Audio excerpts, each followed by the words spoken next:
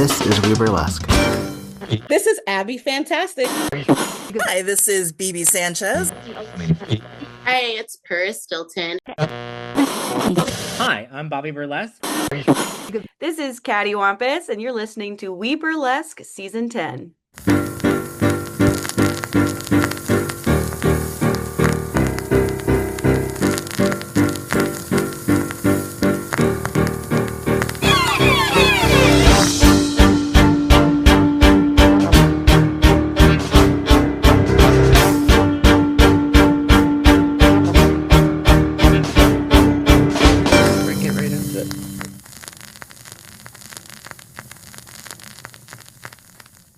Yeah, you did perfect. You did perfect. I'm gonna use that whole thing.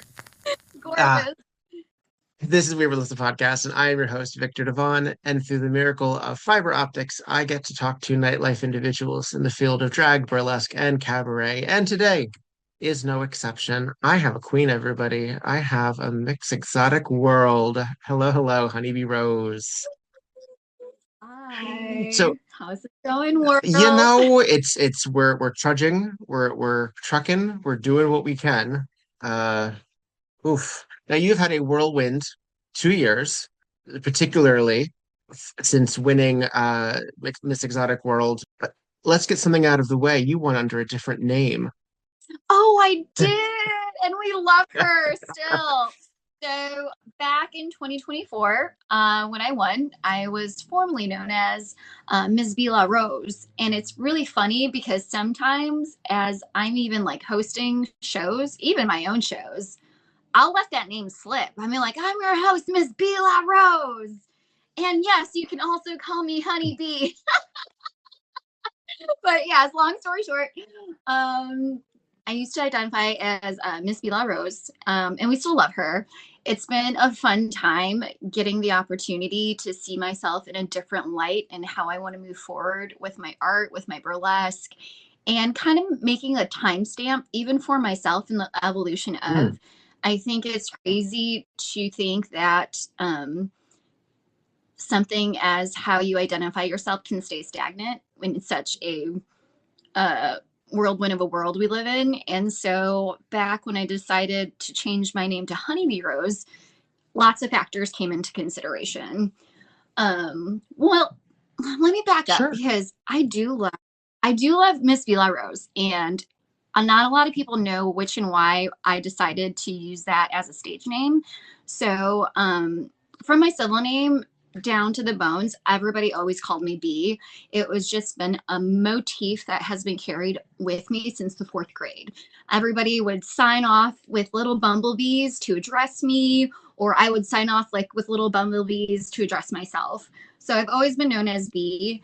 And my grandmother, her civil name is Rustica, and her ethnic background, she's from the Philippines. So here in the States, to make everybody more kind for their own palate of lack thereof spicy language, they call my grandma Rose. And so the Bila is not without her Rose. So without her influence, I would die. So that is the background story, Ms. B LaRose. But when we are talking about technological times and when we are talking about the preservation of history and how I saw myself as my own thespian, as my own fan, and also as my own historian, everybody kept spelling my name wrong. Everybody did. And all the flyers that I've ever had as Ms. B LaRose, it's like 10% of those listings, those postings, has the name jot down correctly. I would get so frustrated even to this day trying to find my own work online, just trying to make a name for myself in terms of having any type of like formal CV or any receipts people can look me up in. And even after I got crowned, I was like, am I still gonna have my name misspelled past the prime of me accomplishing something of a milestone? And I wanted to take control of that again. I wanted to take control of my own narrative. So I already had my production company, Honey Hive Productions, since 2021. So I thought it was just a smart gameplay for me to reestablish my name stage persona as Honey B Rose, to link that and also just make it a little bit more of a milestone of a stamping for myself. How I approach myself on stage, I don't take myself as seriously as I did back when I started this.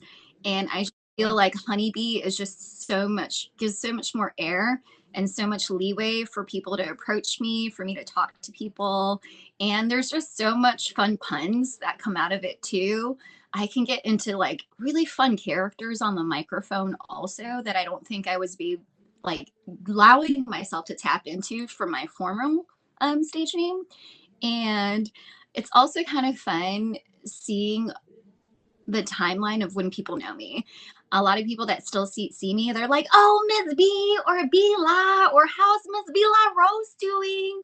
And I know just off of those introductions or those meet cutes that I'm like, you've been with me since the beginning. You know what I mean? And it makes me really happy to know that people have been with me for so long. So it's not a loss to having changed my stage name at all, in terms of we never get to see or hear Ms B LaRose again. It's just been nice to hear her name in such light now when I do get to hear it, if that makes any sense. So, you know, like I'm kind of protecting the innocence of what was, and I'm like moving forward with a new timestamp of a marker for what's to come. Sure. Well, I mean, as you said, it is such a milestone winning something. It is such an interesting thing because you Miss Exotic World, while it has evolved over time to include all genders, and it has extended its life as what it really means to represent the brand and the industry, I feel like burlesque as it stands right now, and I was talking to Nami Flair actually earlier, who's relatively new to the game but is killing it, like is like hit the ground running. And I was like, doing the right thing. Of them I said, doing all the right things. I said, what is it like to be so like to be hitting all of these things, but have been dropped right into whatever bowl of soup burlesque is, which is fraught with arguments and trauma and difficulty and transition of who's in power, who's in play, who gets to say. And it's such an interesting, and she had fabulous insights. I will allow her to speak for herself on her own episode. But the idea of the Burlesque Hall of Fame not having a physical location right now, having this sort of transitionary point when we're getting to the new Weekender, which is coming up in a couple of months. Obviously, there's so much in flux in our world, and we thought for just a second, maybe some of us thought that was at least a constant. And to have that not be, it's sort of like, oh God, even we can't be, we can't have nice things.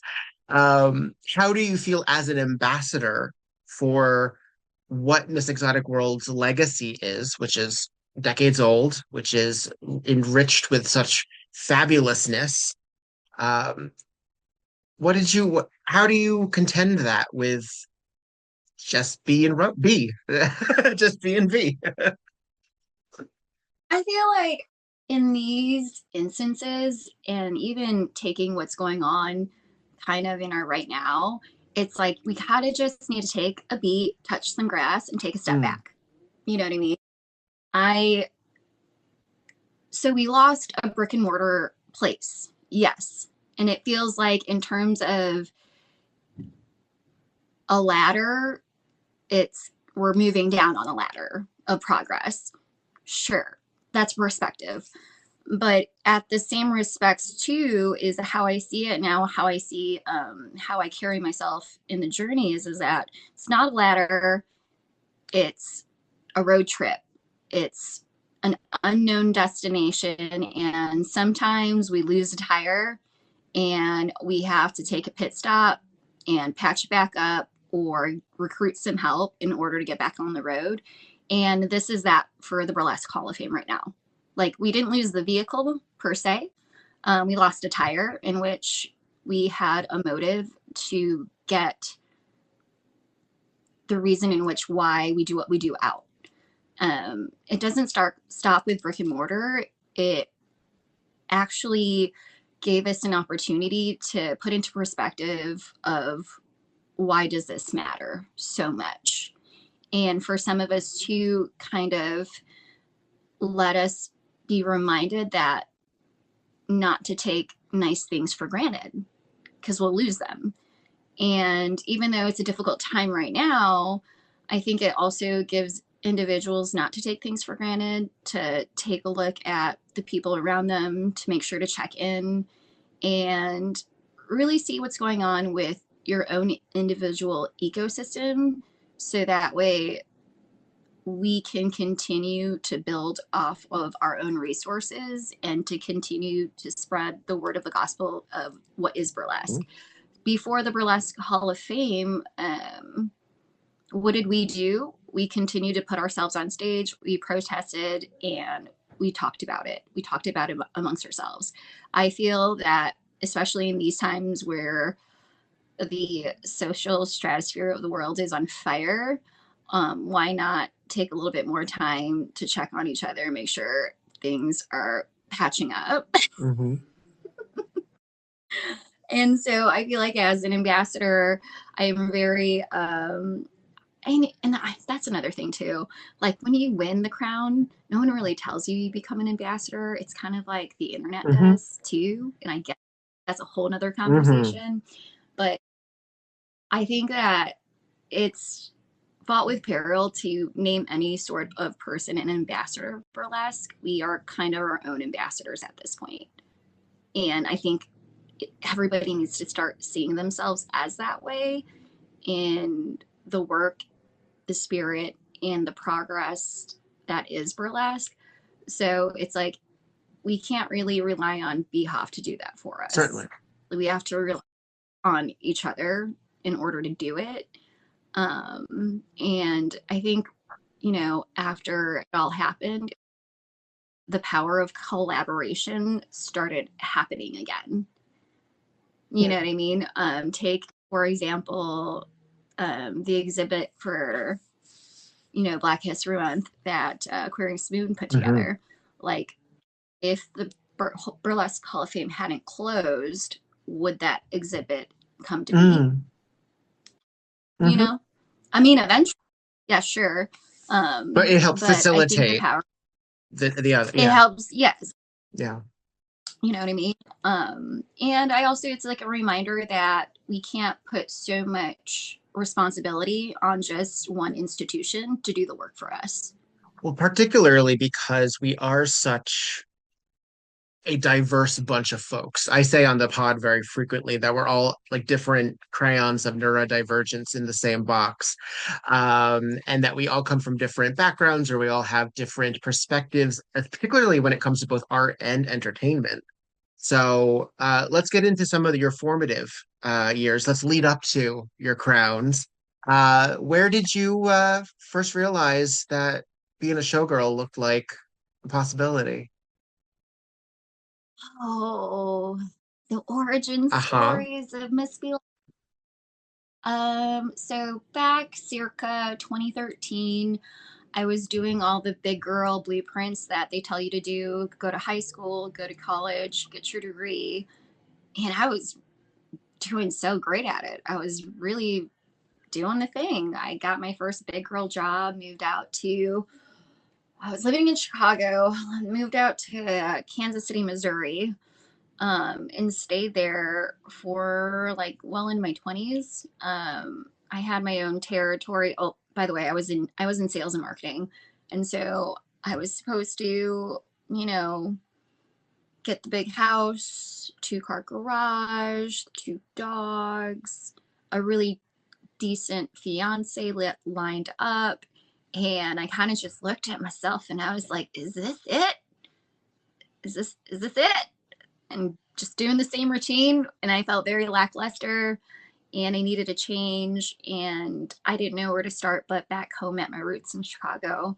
So 2013 came, I packed up, found myself another corporate job, but really was just down in the dumps and really not knowing what to do with my life. then a couple of my college girlfriends realized that I moved back to Chicago. They reached out, and goodness, the power of sisterhood really gets you everywhere. We were at this karaoke punk dive bar, and in the basement of was this really shoddy stage and a burlesque show with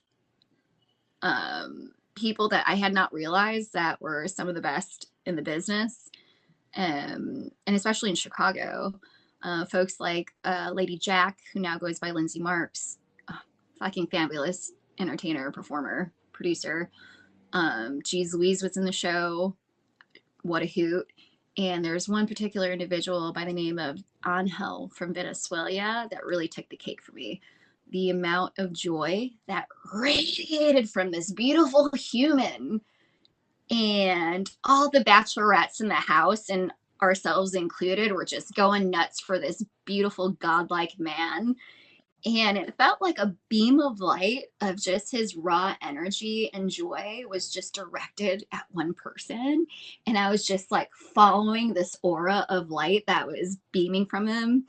And I looked at the audience and I was like, no way. And I was like, is that his mom? And she was like the same blueprint face and just smiles ear to ear. And I was like, this is it. I don't know what's happening here or what's going on, but this is the juice and I want it. I want this Kool-Aid. I want this level of joy. I want this level of happiness. If this is the goal to get to where I need to be, if burlesque is the roadmap to me making smiles, like that's what I want to do. And so my inebriated self went up to the host that night, who happened to be the producer. His name was Rob the Pup Racine. And I was faking it till I made it. Ever since then, I like puffed up my chest and I was like, hey, you don't know me, but I'm going to be on your next show. And he's like, excuse me, who are you? And I was like I said, you don't know me. And I think from there, we went chest to chest, chin from chin, him just, calling me on my shit. And so he handed me his business card and was like, you know what? Funny enough, we have auditions in 2 days. This is my email. Why don't you email me a video of yourself and your CV? And I was like, okay, bet. I went home that night obliterated, and woke up the next day, rearranged my entire living room to create some kind of a set. And I had, a chair. And then I put in, I still had gear from like dance camp way back when. And I put my leotard on and put a blazer on. And I did whatever I thought was burlesque. Didn't even have pasties on, mind you. And I had an iPhone 4. And I was like recording this shit on an iPhone 4. And I think it was like to an Usher song or some shit like that. And I'm like strutting my stuff, doing some chair dance moves and all of the knowledge that I've learned in the past 24 hours of burlesque, and I beefed up my CV. So anytime I said that I was in any type of like programming, I was like, oh, I was in the dance part. And I put a couple of months or years on it. So like orchesis from like the 8th grade became like orchesis from like 8th grade through college. You know what I mean? I was just beefing up anything that I could like make sense of what a CV even was for what I was trying to do. I can't tell you. I don't think there's a lot of burlesque people who have ever put together a CV. So already they were asking more than. You know what I mean?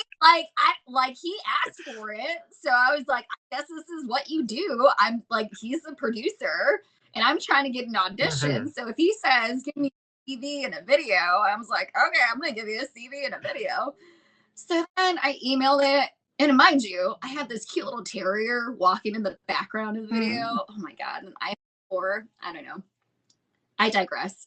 But he emailed me back again. It was like, hey, be here at this location at this time. Have a USB with your music. And I was like, what is USB? So then I had to figure out how to get my, I was still working on floppy disks,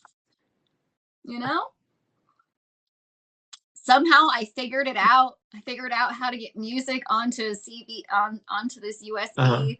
I show up to and I was there. Everything is an hour late. I was already pissed. He already came in. He's like, I didn't know you were going to show up. And I was like, well, I've been here for an entire hour. When's this starting?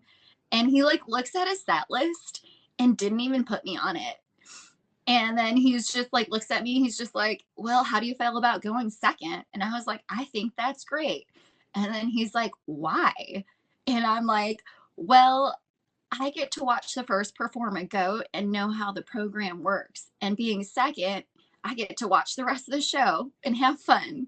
And he's like, okay. And I was like, let's go. So then I have, not knowing who's in the audience, I have like mega burlesque legendary icons judging me at this open show audition. A couple of the names that happened to be there was Lily Rascal, Willie Q, and Ray Gunn. I think Bazooka might have been there. Who knows? These But folks that so many of us are like, oh, please don't make me yeah, follow you know what I them. mean? Yeah, right? No, they were at my open audition, and they, believe me, I'll let them speak on their behavior, is all I'm going to say. And I get out there. Oh, right before I get out there, I go into the dressing room, which happens to be like a shitty dive bar bathroom. You know, naturally, I don't think much has changed since then. And then I look around the room, and one of the people that happened to be in the dressing room, I didn't know them at the time, was Gia Lady. And I'm like looking at the, like, everyone is so glammed up, and I'm so intimidated because all I have is like a black blazer and a leotard, and I don't even have shoes. I'm doing this shit barefoot. And I'm looking around, and there's like beautiful boob jewelry on everybody. And I'm like, is that required? Is boob jewelry required? Because I didn't know the name for pasties at the time. And I walked up to Gia because at the time she just seemed like the most accessible. And I was like, hey, the boob jewelry, is that necessary? Is that required for the job? And she's like, honey, it's the law. And right then and there, Honeybee Rose really should have been my name. But again, I digress. And then so I was like, I gotta put out this fucking fire. And so I walk up to Thomas Edison, who was behind the booth, and I was like, hey, you don't know me, but is there any way I could borrow some electric tape that you might have back there? And he was so nice. He handed me the electric tape, did the classic X's. I went on, did my audition, was like, holy shit, that was the biggest rush in my life. And I love it. But you know what? They can't say that I didn't try. And I'm just going to, I either go on figuring out what burlesque is, or I leave it at here, really proud of myself that I at least tried. It was either be one or the other. And I was looking at Rob. He had this face on him. Like, it was so hard to read. I didn't know if it was like a good face or a bad face. And so a couple of acts in, he like comes up to me and he like looks at me. He's like, can I talk to you? And I was like, sure. And he's like, you don't have it yet. And I was like, I'll take that. I will take that yet. And he was like, he's like, you don't know burlesque, but something about you, the way you move, the way that you dance, not a lot of people can do. You don't know burlesque, but you know the X factor of putting on a performance. And I was like, okay. And he was like, why don't you work behind the scenes at a couple of our shows just for you to actually know the business of what you're getting into and decide from there if you want to do this. And he's just like, I'm just going to be real with you. It's like, ultimately, it's just going to be up to you. And I was like, okay, I'll take that. I was like, give me all the days, tell me what to do. And so I just started showing up to the shows. I had a lot of hospitality background working in Kansas City. And so they put me on the floor. I was a host, I was a hostess. So I was an usher. I would do the seating arrangements, seat people, greet people, talk to people. They started putting me in merch because they knew I was really good at selling stuff and talking to people. So I was like not only doing ushering, I was selling merch. And then they were like, you're so funny and fun. Like, why don't you start doing kitten work? But it was not just kitten work. It was like kitten clown work. Mm-hmm. So I would, put on a character. Rob was the host, and we would do this like banter back and forth. And then Bazooka was like, okay, you're doing great with that. Why don't you start joining us for the ensemble work of doing group routines and, opening up with work and doing that and the other. And I think I had been just doing this show like nonstop for like 6-7 months and not really focusing on my own craft for myself. And at the time, I just didn't think it was necessary because I was just learning so much by watching people like Shea Coulee and watching people like Jeez Louise and Eva LaFiva. It's like, these were the people that were in the show. So I was just having a ball just sponging all the information I could just by watching. And people like Tila and people like Switch. And it was just like there was just so much to learn that I wasn't really that thirsty to become a soloist at this point. But the people that were so encouraging are, I call them my adoptive dads, because I don't want to put that pressure on them. So it was Ray Gunn and Bazooka Joe. They had this beautiful show called The Vertical Sideshow, and it was very long format storytelling of burlesque in theater. And they were very intentional with the music they picked, the plots they created, the scripts they wrote, and the people they invited to perform in this production. And then Bazooka and Ray come up to me. They're like, you got 3 weeks.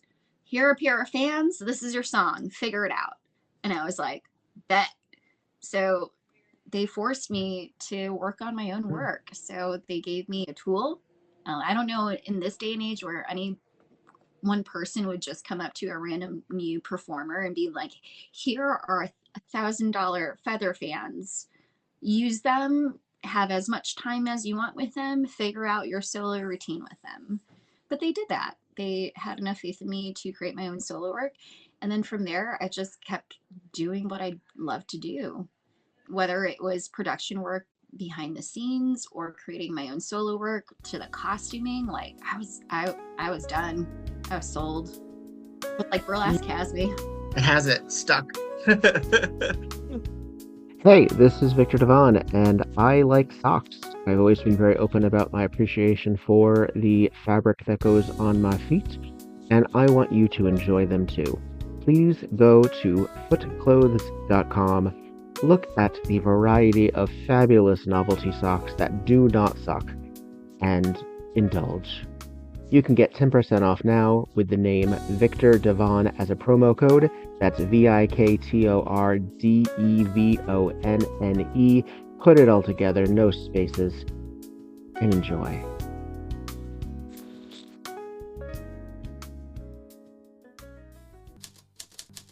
Tonight on Murder, She Wrote. Hooray! Hey. Yeah. It's kind of Piper Laurie and Brenda Vaccaro at A Love Child. Thank goodness. I want to know These her. nails. Yeah, where's her series? That's what She's I want. fabulous. The son is Joaquin Phoenix. I know, isn't that nuts? And he is an ugly little kid. I'm sorry. We're just like, hey, remember when this guy was in this obscure Broadway show in 1976? Right? Look at him in those tight pants. Yum. Well, because there's not But a we lot do really get- going on. It's Yeah. supposed I mean, unless you're listening to the dialogue, which frankly, audience at home, you can do without us. We're just Yeah, do learning your own about work, some of these damn it. backstory. But Right. Boswell put her up to it. Yeah. And then Trish had to be killed because she realized that Boswell didn't have her interests at heart because Teddy was the inheritor. Yeah. Playing her like a fiddle. Oswell knew it, and Trish just gulped it down like one of those martinis. And then tossed it onto the in-law. And then lost her head. Poor Trish. Trish loses her head. This is Viktor Devon. And this is Petra Fried And this is Tonight. on Murder, She Wrote.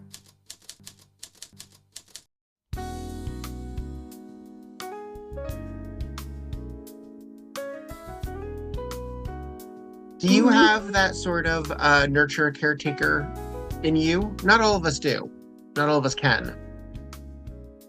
So my first tagline that Rob came up for me has been the glittering goddess with the heart of gold. And it's a hard, in hindsight, it can be a hard tagline to live up to, but for me, it has not been. And I just try to walk within that truth, if that helps explain that. I feel like in every scenario that I've ever had to put out a fire, there's always been someone here for me to help do that. And I think that's just part of burlesque for me. So to answer your question, yes, absolutely.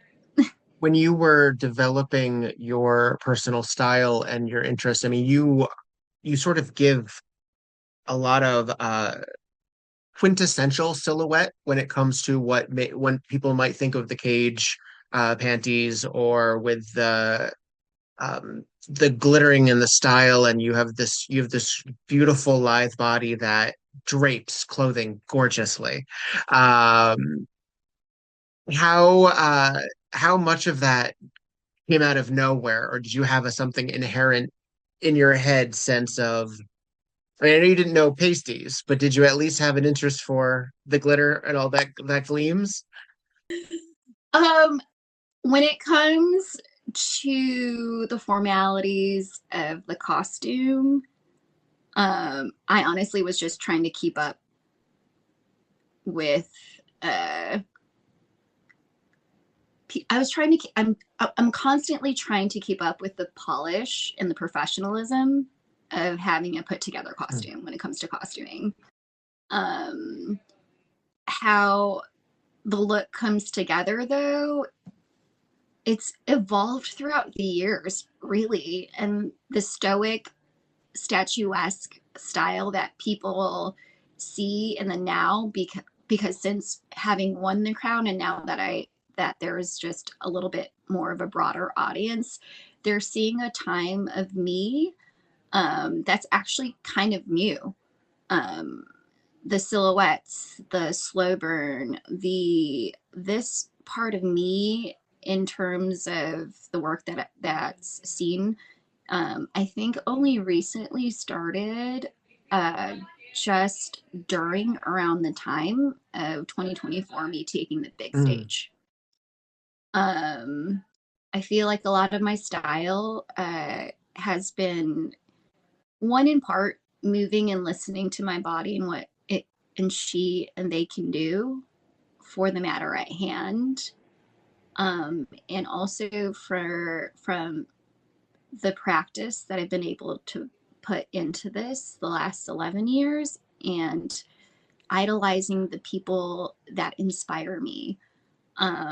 Some of my movement in the terms of the foundations began with individuals like Peekaboo Point, Egypt Black Nile, and Bella Blue, and Jeez Louise, and Lindsay Marks, and Eva Lafiva, and Tila Von Torl. These were the individuals that I learned from, and I took classes with, or at least studied on stage. Anything that made them make me feel really good, I was like, oh, noted. As an audience and as a lover of a fan of burlesque, I'm like just trying to repurpose the moments where I feel most just ecstatic to be in a room full of these performers, and I'm just trying to recreate a little bit of that magic of what makes me feel good and what made me feel good. But as I grew up just in the real world these last 11 years, a lot of what I've been through as an individual has now taken hold into the spelling of my movement, and also listening to my body as I got older as a person. So the lineage of this style of dancing that I'm doing right now is actually pretty new. You should have seen Ms B LaRose back then, though. She could really fucking cut a rug in terms of the classic bumping and the grinding and having like energizing bunny style. It's crazy. But my foundational work right now is that a lot of people don't know, when I took that big stage back in 2024, I almost told myself that I was going to take a really big break because I injured myself really bad. I pulled my right ACL. I think it was March or April, right before the big performance.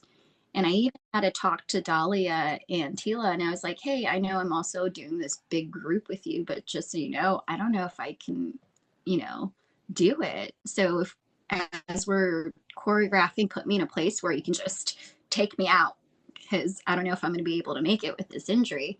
And thank God individuals like Dahlia and Tila are around to help me patch up and put a really big Band-Aid. I had to take a couple of one-on-one classes with Tila to really gain my muscles or gain muscle in my feet again, or whatever you want to call it. I had to learn how to walk in heels again. I couldn't do it. So a lot of that stoic movement was actually me getting injured, learning new techniques in how to build strength in my feet, in my ankles, in my legs again, because a lot of the things that I could do, I could no longer do. And then I had to change the choreography of how my act was, because I couldn't do a lot of the things that I used to be able to do with the act. And also, I congratulate anybody that can do burlesque 1000% of the time and make a living out of this, but I can't. And a lot of my draping or stoic work or having the patience not to move really comes from my foundational skills of being a figure model for the School of Art Institute of Chicago. And I do their fashion illustration classes. And I also do their comic book illustration classes. So they're very, very different classes, which I have a lot of fun with.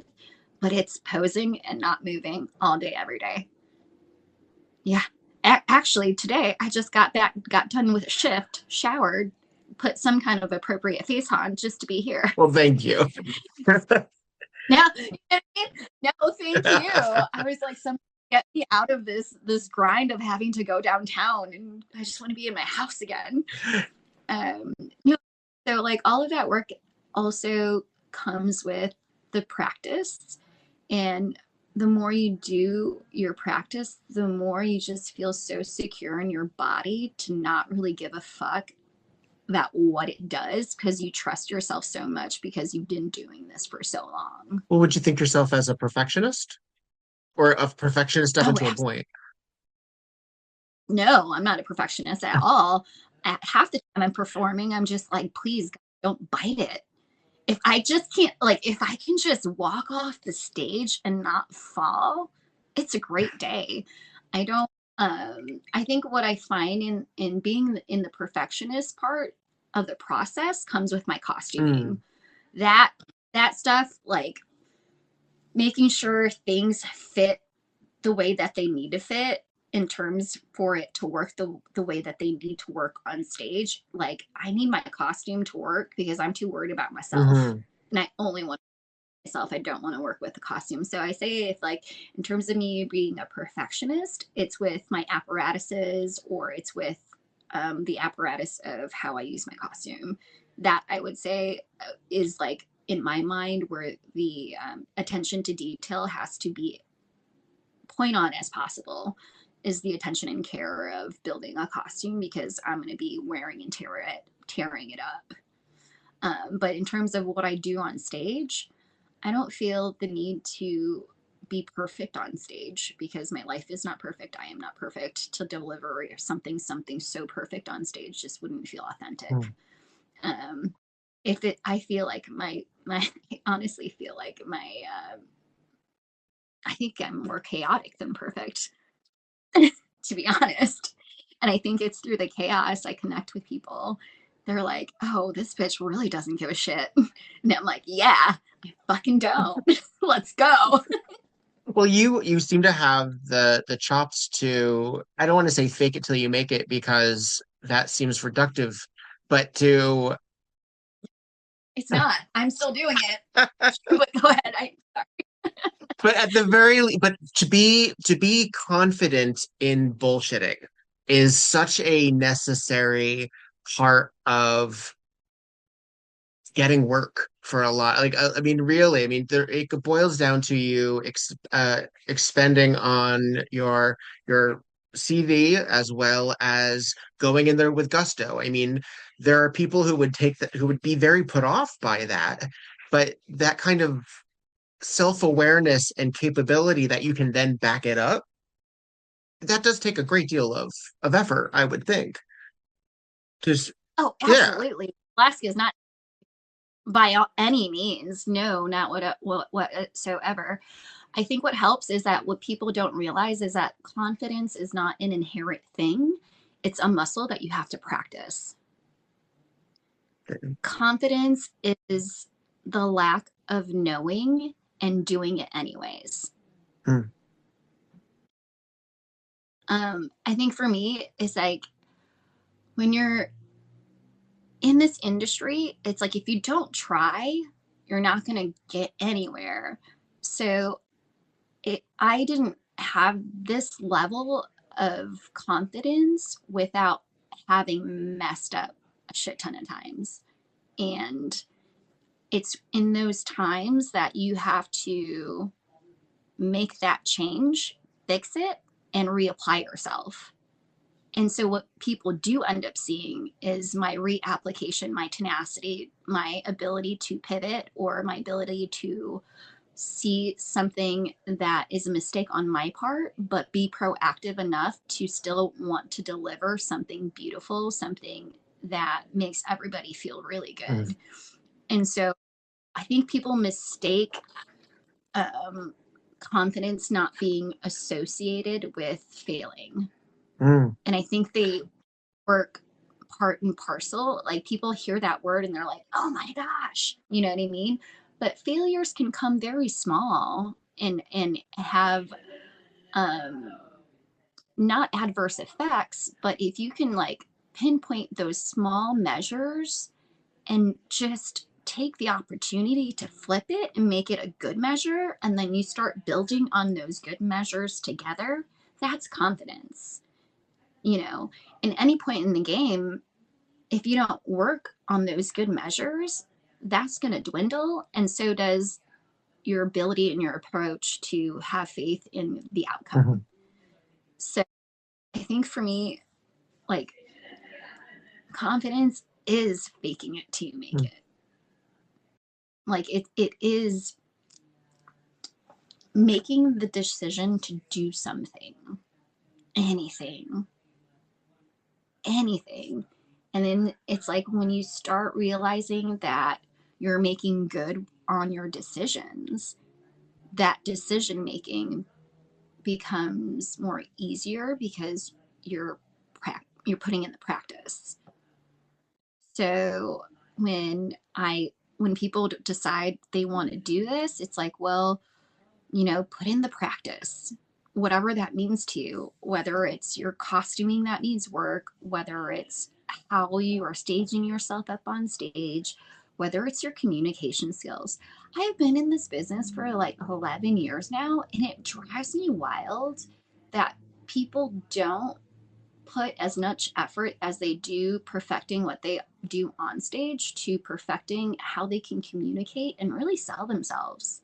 You know, I see when my like emails back in the day, and then anytime I like have a good email come in my inbox, I take note. I'm like, oh, that was like really eloquently like laid out, very organized, and I want to make that improvement for me. So then I do it.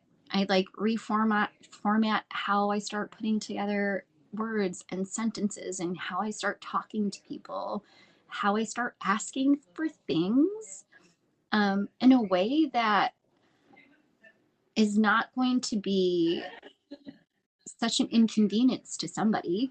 you know. And I'm also, a part of me having confidence is also like not taking things to heart, or not, if somebody can't do something for you, not taking things personally. Right, right. So Well, it's tough lessons because I think a lot of us also, because of the nature of burlesque, whether one is a hobbyist versus if one is more or less full time, so much of it is shrouded in misogyny and criticism. And if some of those calls are coming from inside the house in terms of how we relate to our bodies, if we find ourselves capable of handling rejection, things like that. But burlesque as something that's still relatively unmainstream, as Taylor Swift, Dita Von Teese notwithstanding. And even Dita Von Teese is still gets more press as Marilyn's ex-wife than she does really for her stage shows. Um, More of these as I guess as we sort of figure out how to push ourselves and how to promote ourselves, it's difficult because we're not talking heads very frequently. We use our bodies very frequently, and many drag performers will then use the music or the lyrics that they're miming to get their points across. But many of us don't, even if we're if it, even if we have it in our day jobs, we don't have communication for burlesque down yet. We really don't. A lot of us really struggle with that. And it's almost to a point where we're apologizing for it at the same time. And that's rough. It's really rough. And I don't know if that's simply because it's a nude or nude adjacent art form and therefore is viewed with a certain bias by the mainstream because it's also women centric. Any exposure or any confidence that a lot of femme bodies present is often hit with derision by the mainstream because it's a hellscape.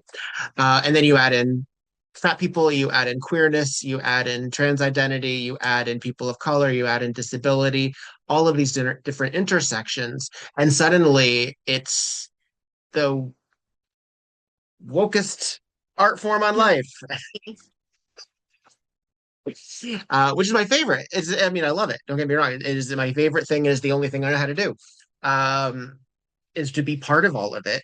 And what I find really cool is that whenever I've spoken to somebody from Chicago, that there seems to not only be a great deal of community and relationships, but y'all are working. You all really, really work really, really hard. Um, we do. can you imagine We do. being anywhere else full time as a performer? Do I imagine? Absolutely, all the time. Is it possible? Not in this day and age for me. Fair No. enough. But I mean, if you want the really truth, but there's, two sides to it. Chicago being the epicenter of burlesque in my life at this right now, I don't see myself doing it anything at the short term going anywhere. We worked really hard in order to create an ecosystem here, especially post pandemic. We had a slew of heavy hitter producers that came out of it because if we weren't going to do it, who else was going to do it?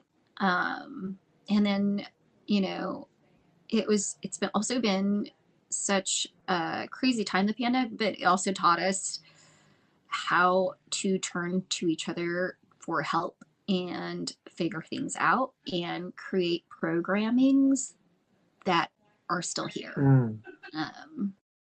And I think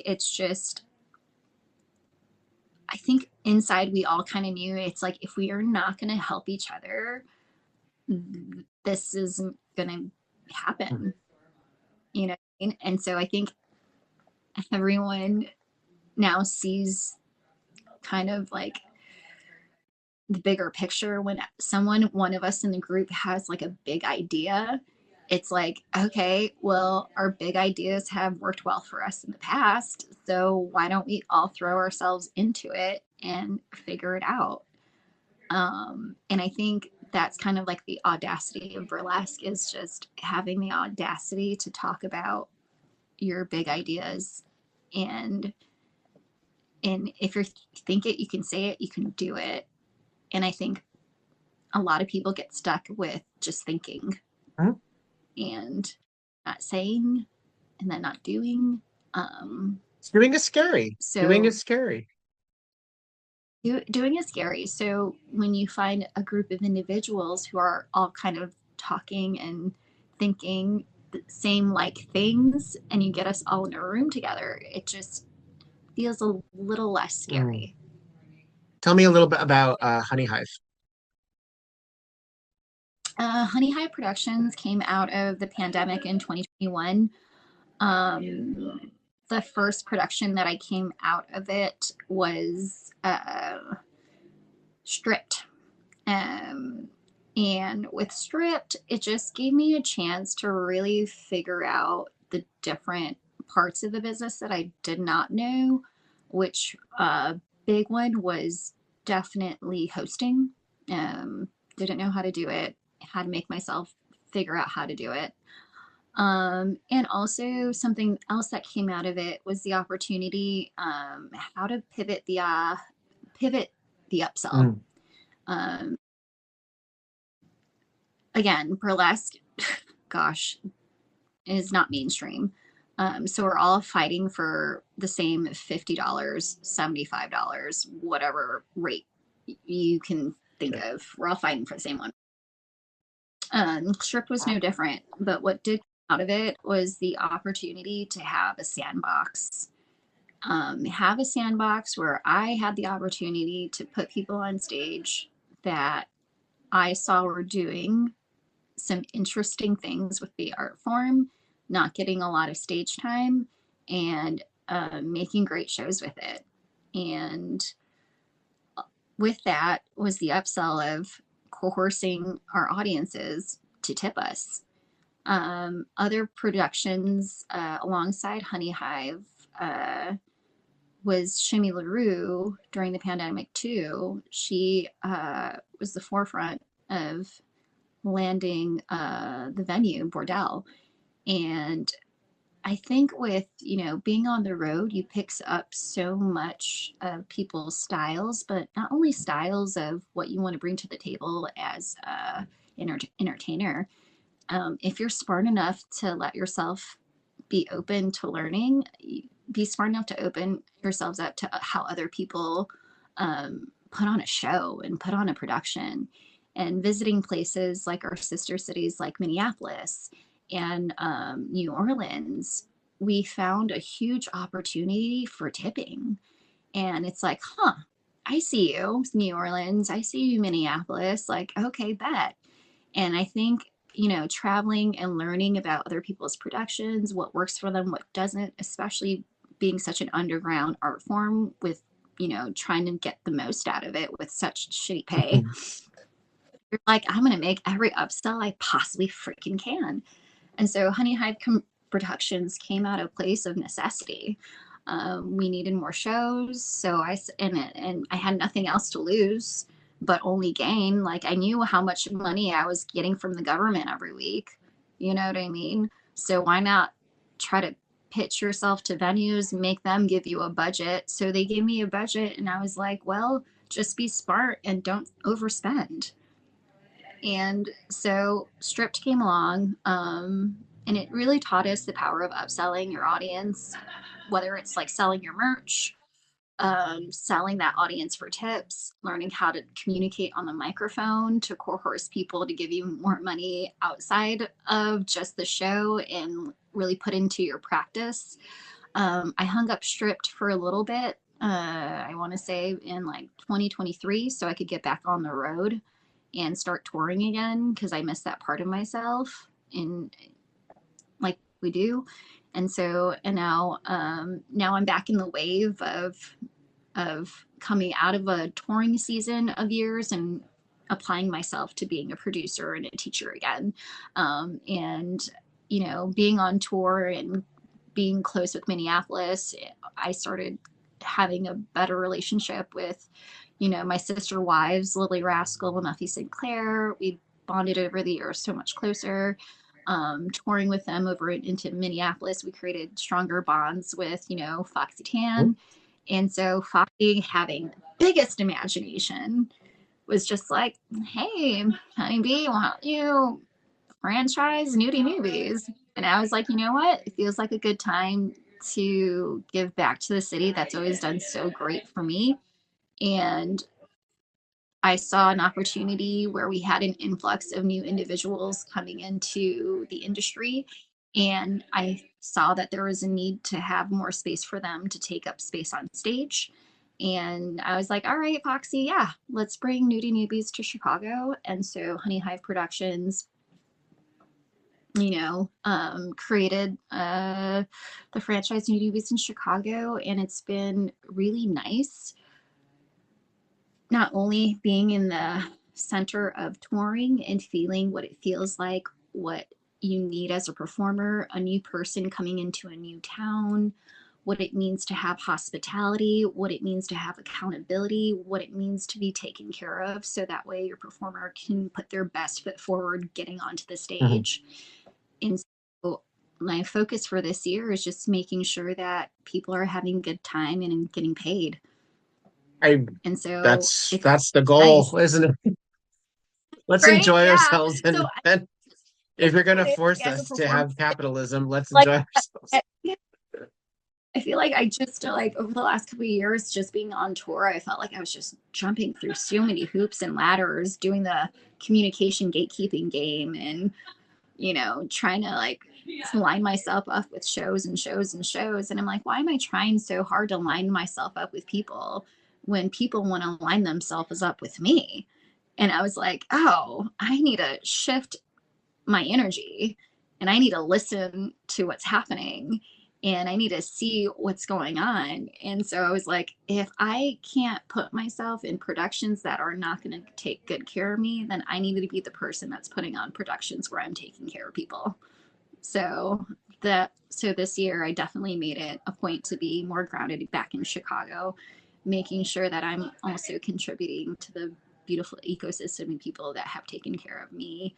And just trying to put our best foot forward and looking out for one another and putting these big Chicago programs together.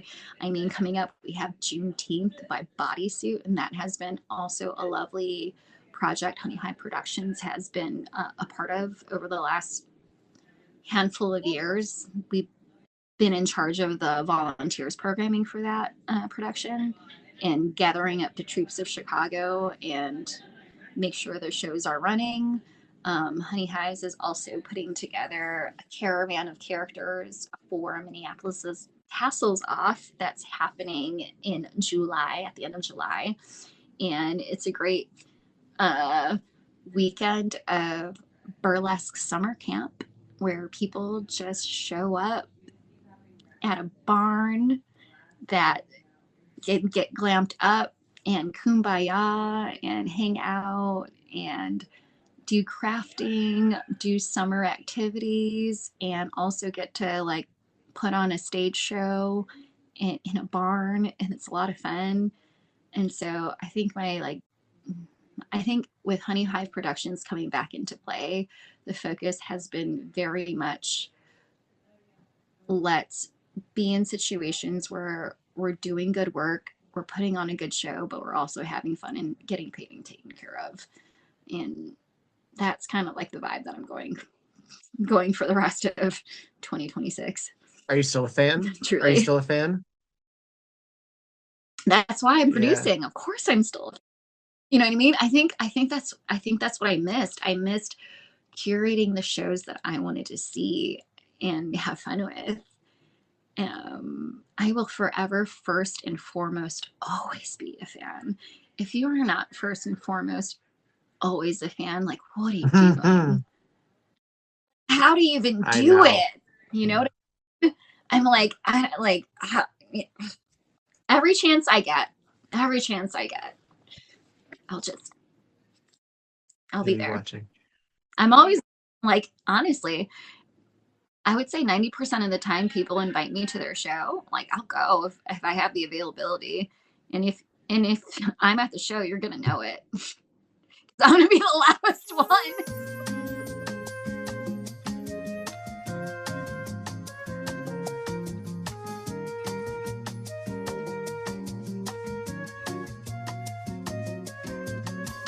Hey, this is Viktor Devon, and I would really like to thank the Patreon people. So thank you, Patreon people. You make my dreams come true. Stormageddon, Bo, Alex, Joyce, Sebastian, Oliver, Curly Bright, Shani, Tiffany, Faye, Roxy, Lucy Gander, Luna, Charlotte, Dottie, Clara, and to Courtney. Goodness gracious. Thank you so much. I don't know, frankly, what else to do with the Patreon. So if you tell me things that you would like to see on it, whether it's just me talking, if it's some exclusives, if it's chatter of some variety, I would be absolutely delighted to content with that. It just needs to be digested. So you can find me at WEBurlesque@gmail.com, and you can let me know, or you can comment on the Patreon itself. Y'all are great, and I love you. And thanks for spending money on me.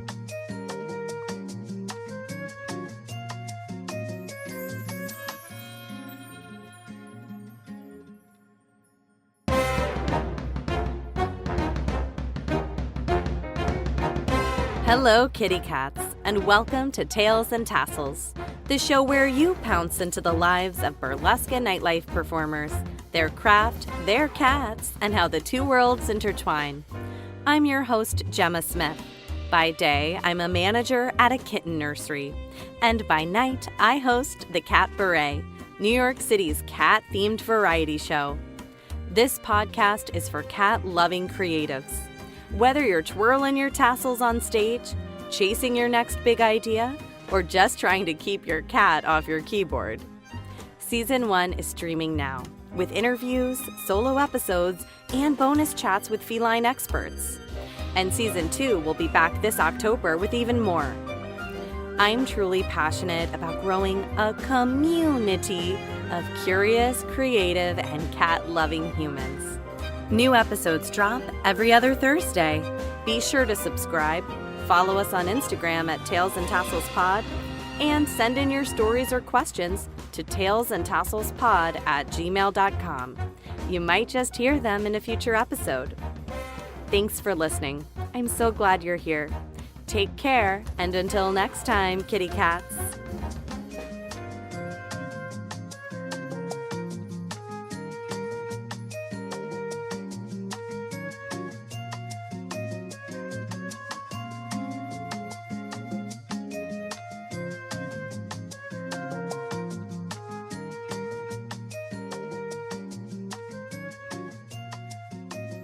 Since you're now focusing most of your time in Chicago, where are some of your fondest memories internationally that you may have gone to, or even just across this nation, that have really spoken to you as fabulous hubs of places to work?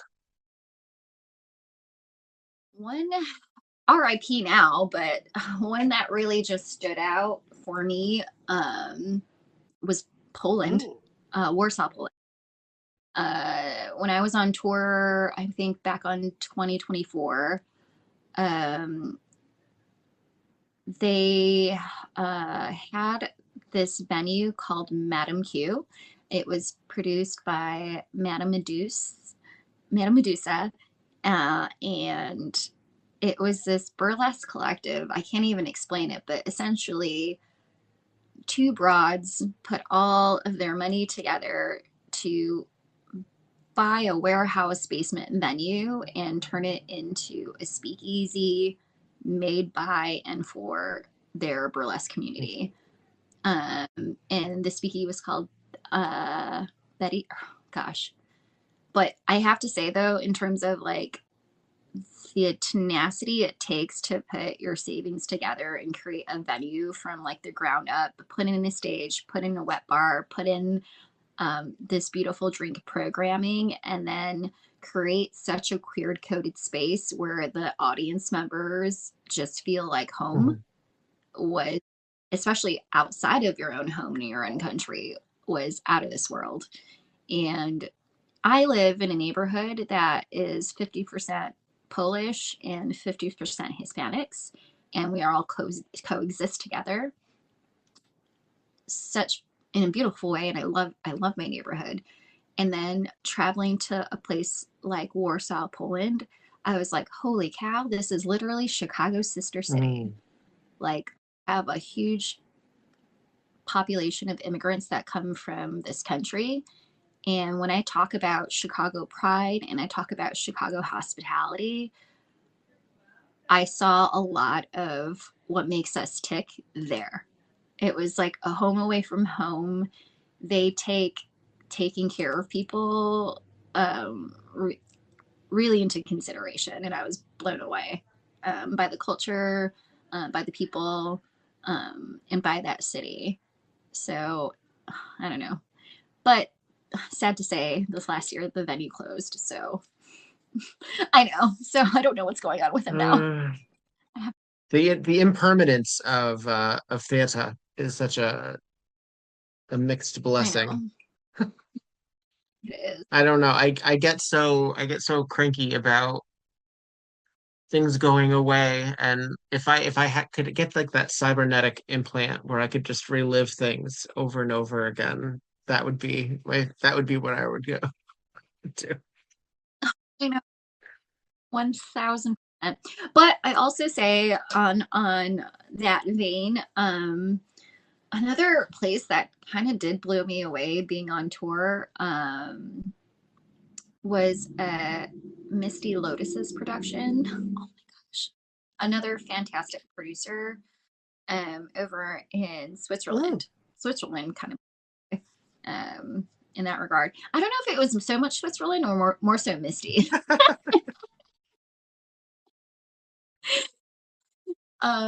But their production was just above and beyond.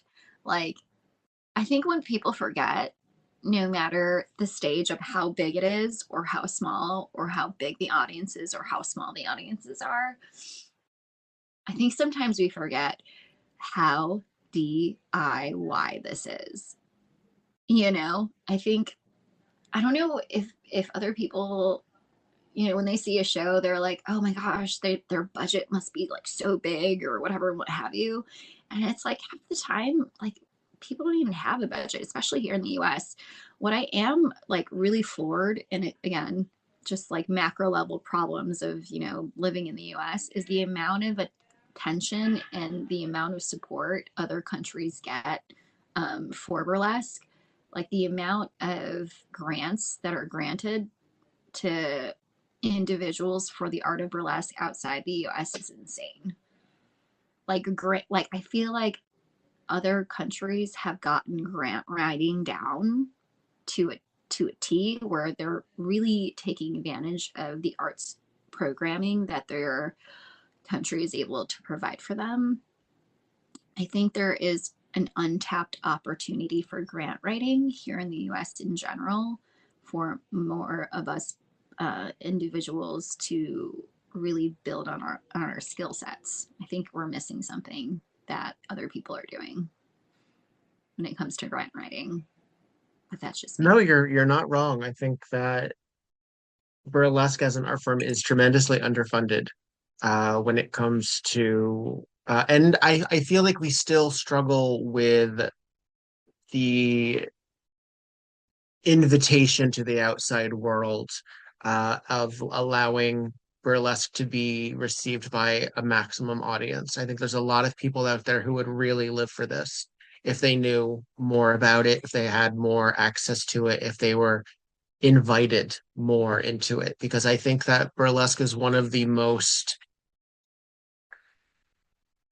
gratifying and motivational accessible arts, because you watch there, and if you see someone that looks like you, or you see something that you've never seen before, or if you see something that's aspirational or that comments on the state of the world in a way that's still funny or glamorous or heartbreaking even, but packaged in a way, um I think that's one of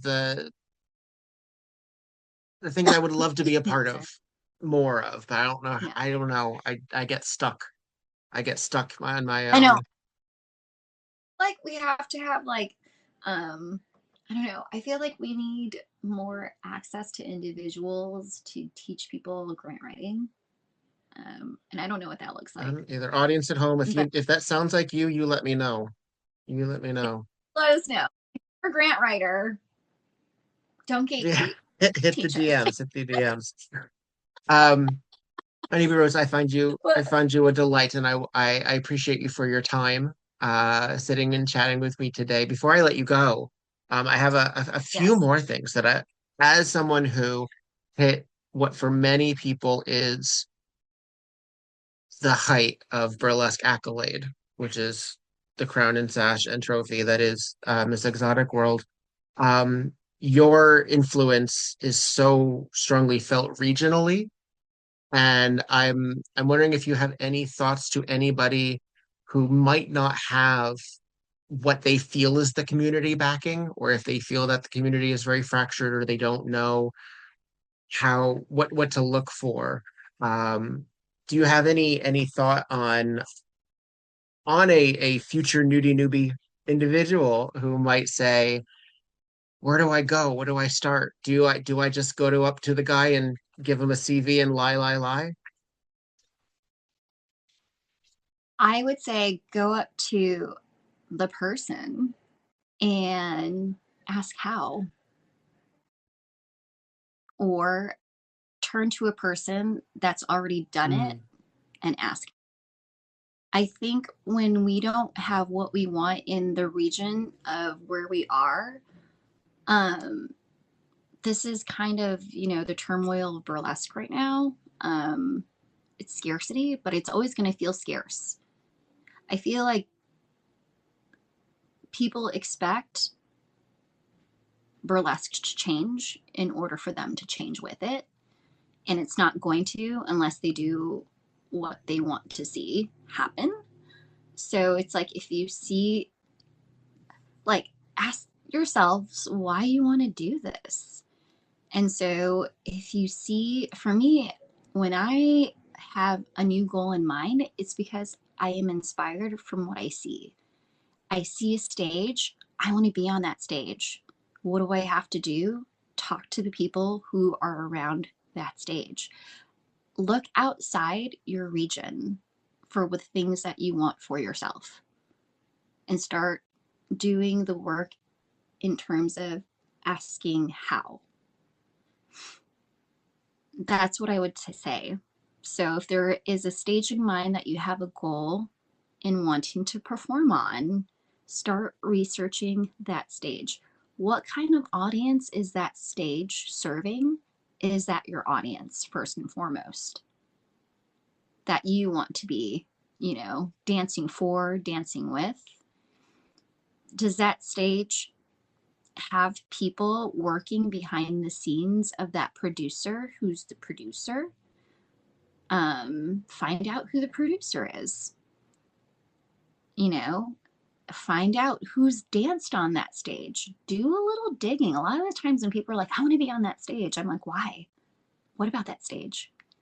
Talk to the people that danced on that stage and ask them how their experience was. And then from there, pivot. And if it's something that you still want to pursue, and if you do some digging, ask the questions. Who's the email? Where can I send one? You have nothing to lose. You weren't going to talk to them before. So if you do decide to like send your email, see what happens. See what happens. So I would say, why are you doing this? Why do you want to perform on that particular stage? And please do your homework asking other people who have performed on that stage if it was a good experience for them, for you to continue to decide if that's the space you want to move through. If the space that you can't move through is nearby, you got to fig and dig. You got to either figure out where you want to put yourself in what spaces, or you got to dig your own space and put the people that you want in it. That's how I got sure. that. Well, as someone who is established and also has their own show, you yourself have to do your own research when you find out if you want to who you want to work with and who you're going to. Um, so the grind is still there. You're still your own boss. You're still your own everybody. Hold on. I'm gonna plug my phone in because I just realized I'm at 1%. Oh, I'm gonna let you go in just a second. Okay, let me plug it in. Plug it in. Sorry. Oh gosh. You can delete this part. I can Okay, if I'm I here. choose to. Well, it's still not charging and I don't know why. You might lose All me. right.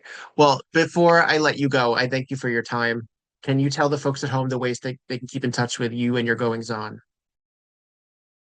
Oh yes. You can find me at ohoneybeerose at Gmail.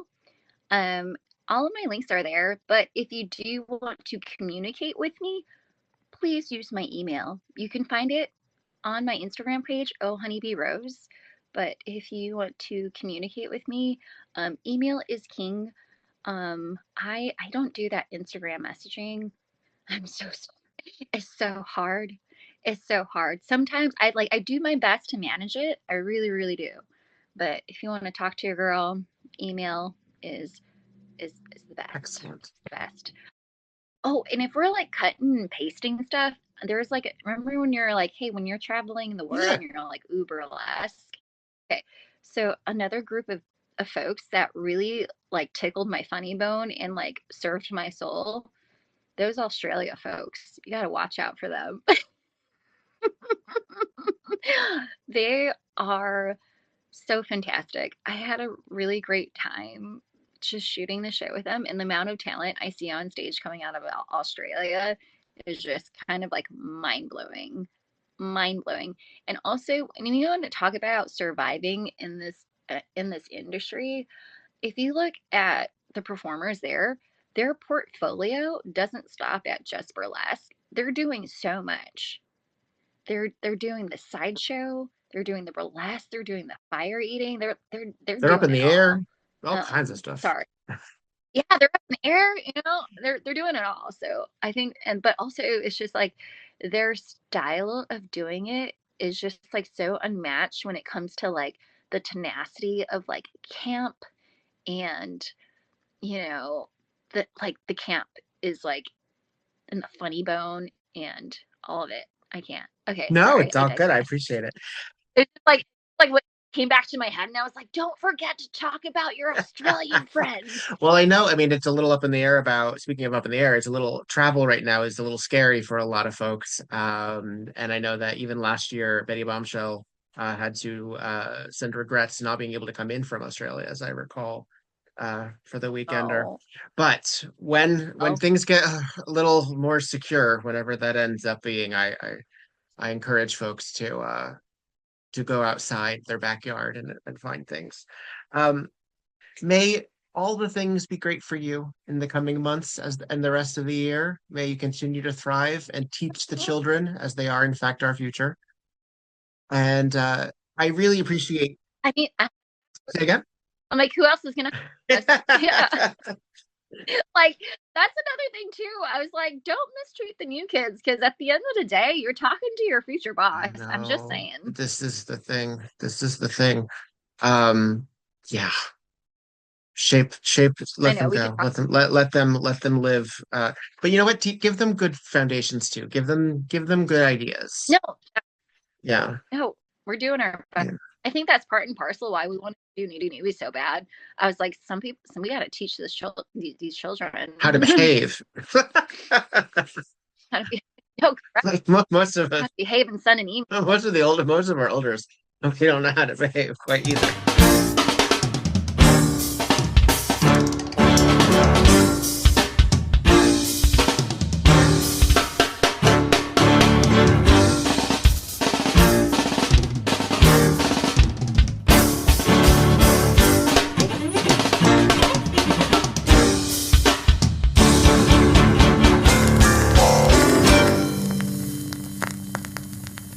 WeBurlesque the podcast, created, developed, and edited by Viktor Devon.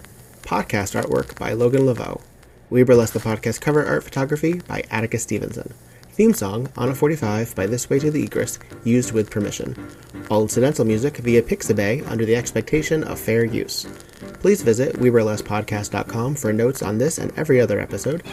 Follow WeBurlesque and Viktor Devon on just about every platform, and support the podcast via patreon.com/WeBurlesque. Don't got the cash? Please follow, subscribe, and give 5 stars on every platform you can get your hands on. It really does help. All original material is owned by Viktor Devon and White Elephant Burlesque Corporation. All other materials property of their respective copyright. No infringement, while likely, is intended. This episode and all episodes thereafter are in memory of Lucky Charming. Miss you, friend.